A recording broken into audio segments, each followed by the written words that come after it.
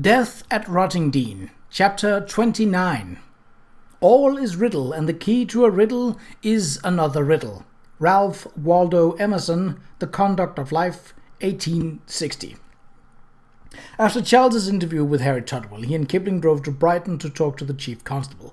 On the way, Charles stopped at Black Rock, and leaving Kipling to wait in the motor car, went to the cottage for a brief talk with the widow Radford. She was waiting, with all her belongings piled about her, for her brother to come and take her children to Brighton, where they planned to bury her husband. She did not weep. Worse, she regarded Charles with a long, bitter look, and replied to his question with a torrent of scathing words, as hot and fierce as a fountain of molten rock.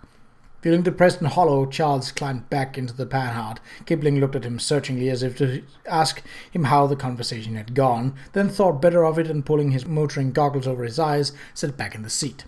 They drove for a while in silence. It was a pretty day, but the low band of grey clouds to the south, hanging over the channel, presaged a change in weather. At Kemp Town they met the Rottingdean omnibus on its return trip from Brighton, and pulled over to the grassy verge to keep from spooking the horses. Charles stopped the car. In the sudden silence, Kipling said, "You're thinking that you've solved Radford's murder, then?" Charles pulled up his goggles and rubbed his eyes. Goggles or no, the fine grit from the roads seemed to filter through every crevice. Judging from the evidence in Smith's cottage and from what Mrs. Radford told me just now, it seems pretty clear that Captain Smith killed him. Radford apparently let Smith know that he planned to inform the officials about the smuggling operation in Rottingdean. Mrs. Radford claims that he wanted to persuade Smith to abandon his evil ways. Charles sighed. He might as just as easily have wanted to blackmail Smith for a share of the ill-gotten gains. I don't suppose we'll ever know which it was. "Give them the benefit of the doubt," Kipling said. "Yeah, I suppose," Charles replied. "However it was, we have the weapon, Radford's knife, which Kate found among the cutlery in Smith's cottage. Smith must have run him through back to front, and then hauled him out for burial in the channel. So Radford was killed by Smith. But who killed Smith?" "Someone with access to the guns we found in the tunnel last night," Charles said. "I'm willing to wager, however, that it was neither Trunky Thomas nor Harry Todwell. I've spoken to both, and while they have plenty to hide, I don't think they're concealing murder." Kipling looked grim. "Plenty to hide indeed. To my way of thinking, those guns and explosives are tantamount to murder all by themselves, in the hands of anarchists." He shook his head angrily. "And to think that Rottingdean had gotten itself involved with gun running. It's a bloody disgrace, that's what it is. The village will never recover from that dishonour." Charles gave him a questioning look. "So you're convinced that's what's going on?" "What else can it be?" Kipling demanded. "You said yourself that the bit of smuggling they've done, or are likely to do, scarcely warrants the cost of those underground works. And in today's market, smuggling makes no economic sense, not on a large scale in any event."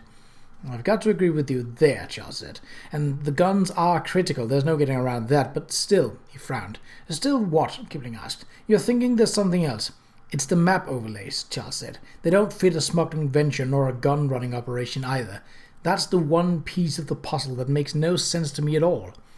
"Well," Kipling said darkly, "all I can say is we had better find a way to keep this out of the papers. Life in Rottingdean won't be worth a shilling if the story gets out. The village will sink under the shame of it." "I agree to that too," Charles said. The omnibus safely passed, he drove back onto the road, and they finished the journey to Brighton in silence, stopping only for a lunch at an inn on the east side of town. The visit took longer than expected because the robber had been called out to a robbery at the home of a prominent citizen, and they had to wait over an hour for his return. While they waited, Kipling read the Times, and Charles reviewed the notes he had scribbled in his notebook over the past 2 days, making sure he had all the details straight in his mind. It was those map overlays that puzzled him so, as he had told Kipling, and the telegraph equipment. Everything else he could fit comfortably into one or another scenario, but those 2 pieces were out of place unless— Kipling rattled the newspaper furiously. "Another blasted German warship commissioned at Kiel," he exclaimed, "and according to the Times, the Germans are looking to the Philippine island for new coaling stations to serve their fleet." He shook his head darkly. "Mark my words, Sheridan, this is serious business. We will find ourselves at war with them one of these days, no matter that the Kaiser is the grandson of the Queen." But Charles was scarcely listening. He sat very still, beginning to get a glimmering of a possibility. A fantastic-seeming possibility. A very faint glimmer, a will-o'-the-wisp luring him down a dark road overhung with truly frightening shadows. Like a riddle with another riddle as its key. But however fantastic this explanation might seem, there was surely something to it. He studied his notes once again, seeing no flaw in his hypothesis, shivering as he thought about the eventuality. Well, tonight's venture, however it turned out, would surely yield more information. It had to. If his theory was correct, the stakes were unimaginably high, and the game was much larger than anyone had thought. Upon his return, Sir Robert was appropriately apologetic for the delay. They began their conference by going over all the points Charles had been arranging in his head, all one by one, from the murders of George Radford and Captain Smith to the smuggling operation that was planned for that night. According to the boy, the smugglers had a signal from the old house on the cliff just to the west of the village, Charles said. We shall simply observe what transpires, and... Sir Robert shook his head. "I'm sorry, Sheridan," he said gruffly. "I fear there's to be more to it than that." He pushed a yellow telegram across his desktop. With a sinking feeling, Charles picked it up. "Observe my hat, stop," he read out loud. "Apprehend, killer forthwith, stop. Arrest whole damn village if you have to, stop. Wales." He looked at Sir Robert questioningly. "You told His Royal Highness." Sir Robert winced. "I had to, didn't I? He left explicit order to be kept informed."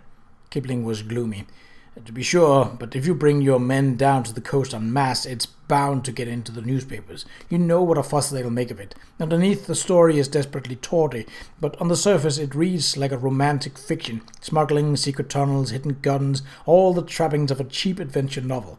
He shook his head. "Things are bad enough now, but after this, the day trippers and all the souvenir seekers will swarm all over the village. They will make a circus of the place. No sane person will want to live there ever again." "Worst of it all," Charles said, "a company of law enforcement officers will drive the killer or killers underground and erase any hope of discovering who's behind those guns." He leaned forward. "Maybe we can effect a compromise between your orders and the requirements of the situation." "If we can, I'm willing to work something out," Sir Robert said. "What do you have in mind?" Charles described the plan he had been considering. They spent the next half-hour fine-tuning their strategy. By the time they shook hands, he and Kipling took their leaves, Charles was reasonably satisfied with what they had agreed to. The question now was whether it would work as they hoped, or whether something they could not foresee would destroy their carefully laid plans.